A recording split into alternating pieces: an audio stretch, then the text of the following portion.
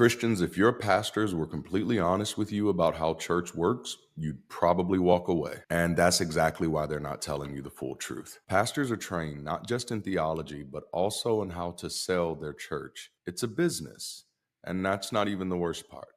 It's a system designed to keep people in line, keep the money flowing in, and to keep you from questioning too much. And I know this because I used to be one of them.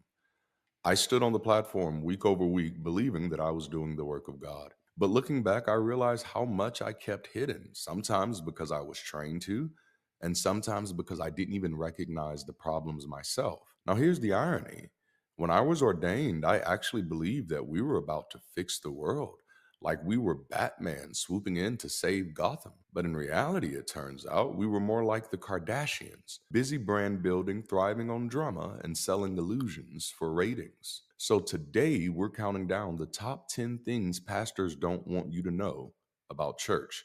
And trust me, if churchgoers knew these things, a whole lot more pews would be empty. Let's get started.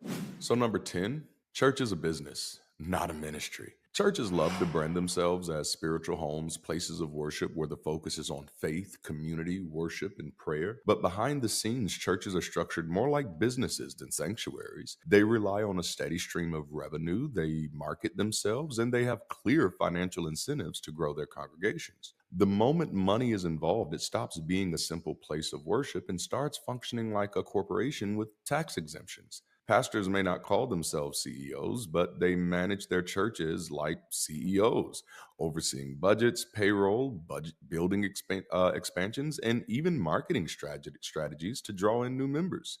This isn't to say that every church is a money hungry empire, but the reality is, without money, churches cannot operate. And that financial dependence shapes every decision they make, from the messages they preach to the programs they fund. Ever notice how the humble pastor's face is plastered on billboards, newsletters, and social media ads? They make Apple's marketing team look reserved.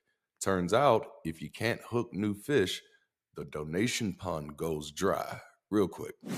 Let's look at number 9. Your tithes don't go where you think they do. Pastors love to emphasize the importance of tithing, claiming it's a direct act of faith and that the money is used to support the church's mission. But let's be real, most of your tithe goes towards salaries, maintenance, and operating costs. While some churches do charitable work, the bulk of their funds are spent keeping the organization afloat, covering things like staff salaries, including the pastor's paycheck, which can sometimes be quite significant, but also mortgage or rent for the church building, utilities, maintenance, renovations, and of course, marketing campaigns to attract new members. Meanwhile, very little actually makes its way to the poor and needy. Churches that push tithing the hardest tend to be the ones most focused on sustaining their own institution, not on helping their communities.